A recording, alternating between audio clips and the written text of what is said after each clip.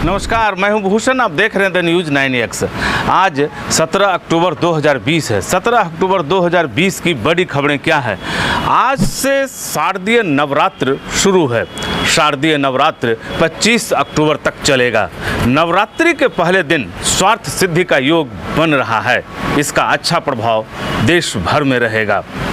इस भक्ति और आराधना के दिन हमारी ओर से माँ दुर्गा को शत शत नमन और आपके लिए शुभकामनाएं। बिहार में विधानसभा चुनाव को लेकर प्रधानमंत्री नरेंद्र मोदी का 23 अक्टूबर से बिहार के लिए कार्यक्रम शुरू होगा। बताया गया है कि 23 अक्टूबर से ही पहली चुनावी रैली सासाराम से शुरू होगी। 23 को ही गया और भागलपुर में भी रैली को संबोधित करेंगे। बिहार में प्रधानमंत्री की दूसरी रैली 28 को दरभंगा, पटना और मुजफ्फरपुर में होगी। अभी तक की जानकारी के अनुसार पहली नवंबर को प्रधानमंत्री मोदी की रैली छपरा, समस्तीपुर और मोतिहारी में होगी। इसके बाद अंतिम चरण की रैली 3 नवंबर को होगी। यह रैली बेतिया, सहरसा और अररिया के लिए प्रस्तावित है। प्रधानमंत्री के साथ साथ बिहार के मुख्यमंत्री नीतीश कुमार भी रहेंगे। इसको लेकर प्रशासनिक तैयारी के साथ साथ राजनीतिक दलों की भी तैयारी शुरू हो गई है। सुरक्षा में कोई चूक न हो, इसके लिए भी कड़ी तैयारी चल रही है। अब आपको बता देते हैं कि राहुल गांधी का भी बिहार में 23 अक्टूबर को ही रैली है। उनकी रैली नवादा और सासाराम में होगी। इस कार्यक्रम को सफलतम रूप देने के लिए पार्टी और गठबंधन दल की तैयारी जोरों पर है। आसन्न विधानसभा चुनाव को लेकर पटना जिले की तमाम सीमाओं को सील कर दिया गया है। सीमा से सटे करीब 3 दर्जन से अधिक स्थानों पर चेक पॉइंट बनाए गए हैं। यहां पर पुलिस को कड़ी निगरानी रखने कहा गया है। बिहार विधानसभा चुनाव 2020 में लोजपा ने दूसरे चरण के चुनाव में 53 प्रत्याशियों को मैदान में उतारा है। इनमें 5 सीटें ऐसी हैं जहां लोजपा के 5 प्रत्याशी भाजपा के सामने खड़े हैं। इनमें गोविंदगंज, लालगंज, राघोपुर, रोसड़ा और भागलपुर है। राजद सुप्रीमो लालू प्रसाद रिम्स में है, लेकिन उनकी नज़र बिहार विधानसभा चुनाव पर है। अपने ट्वीट में लालू प्रसाद ने कहा कि कुर्सी के मोह में नीतीश कुमार ने बिहार को गर्त में पहुंचा दिया। उन्होंने कहा कि वर्ष 2010 में बहुमत प्राप्त करने के बाद सहयोगी दल के साथ विश्वासघात किया और 2015 में हमारे दम पर जीतने के बाद पीठ में छुरा घोंपा। भाजपा के राष्ट्रीय अध्यक्ष जेपी नड्डा ने शुक्रवार को बाराहाट के भेरा मोड़ की चुनावी सभा को संबोधित करते हुए कहा कि राजद में विध्वंसकारी ताकतों की घुसपैठ हो गई है। देश को मोदी की जरूरत है तो बिहार को नीतीश की। भाजपा अध्यक्ष जेपी नड्डा ने कहा कि प्रधानमंत्री नरेंद्र मोदी ने भारतीय राजनीति की संस्कृति बदल दी है। पहले राजनीति में एक दूसरे को लड़ाने का काम होता था, लेकिन प्रधानमंत्री नरेंद्र मोदी ने विकास को तरजीह दी है।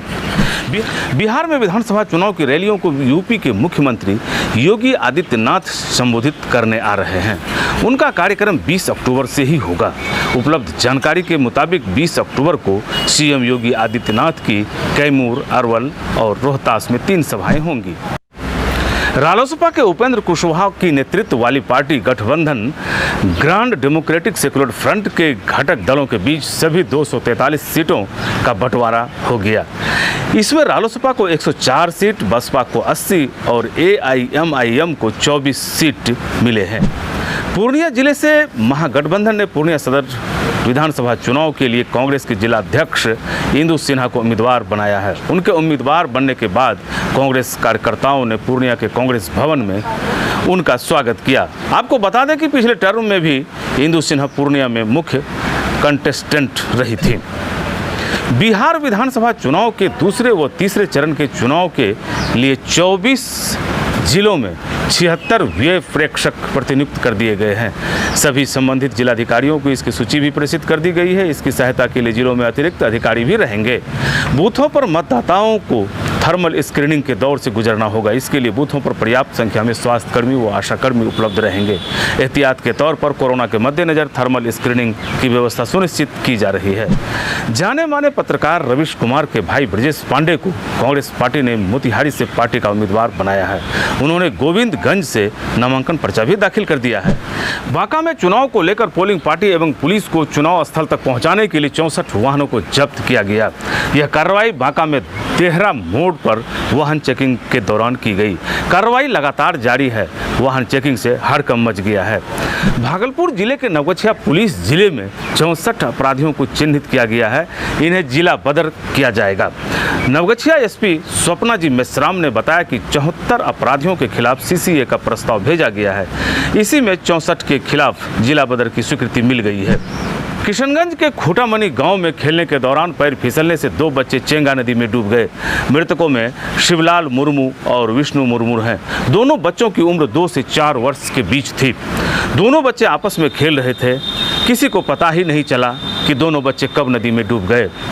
मुजफ्फरपुर ऑटो में चोरी करने वालों ने एक ज्वेलरी का बैग काटकर करीब 4 लाख का जेवर उड़ा लिया। जेवर कर्मी भगवानपुर से रामदयालपुर की ओर ऑटो से जा रहे थे।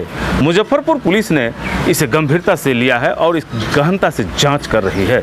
वीर कुंवर सिंह विश्वविद्यालय में उस वक्त अफरा तफरी मच गई जब कुलपति के गार्ड ने कनीय अभियंता को पीट दिया।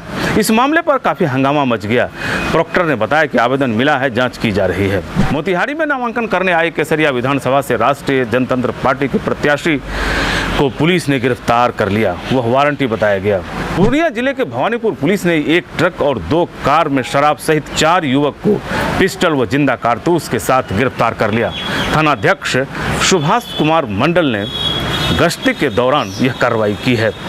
मधेपुरा में एक स्कॉर्पियो से 3 लाख रुपये बरामद किया गया है। यह कार्रवाई जयरामपुर चौक चेक पोस्ट पर वाहन जांच के दौरान की गई। स्कॉर्पियो और रुपये को जब्त कर थाना में रखा गया है। मामले की गहन जांच की जा रही है। अररिया जिले के सिकटी में पुलिस ने छापेमारी अभियान चलाकर कड़िया चौक से 130 बोतल नेपाली शराब के साथ ही एक महिला को गिरफ्तार कर लिया। उक्त महिला बेवा है। उसे पुलिस ने गिरफ्तार करने के बाद जेल भेज दिया। अररिया जिले के ही पलासी थाना क्षेत्र के मजलिसपुर में 18 वर्षीय युवक की मौत बिजली के करंट से हो गई। मृतक का नाम मुस्तकीम बताया गया। वह धनगामा का निवासी था। वह घर में ही बिजली ठीक कर रहा था। ये थी बिहार और बिहार से जुड़ी महत्वपूर्ण खबरें कैसी लगी अपना सुझाव कमेंट बॉक्स में दें। अगर आप हमारा ये वीडियो फेसबुक पेज के माध्यम से देख रहे हैं तो फेसबुक पेज लाइक करें। अगर आप हमारा ये वीडियो यूट्यूब पर देख रहे हैं तो YouTube channel the news 9X subscribe करें।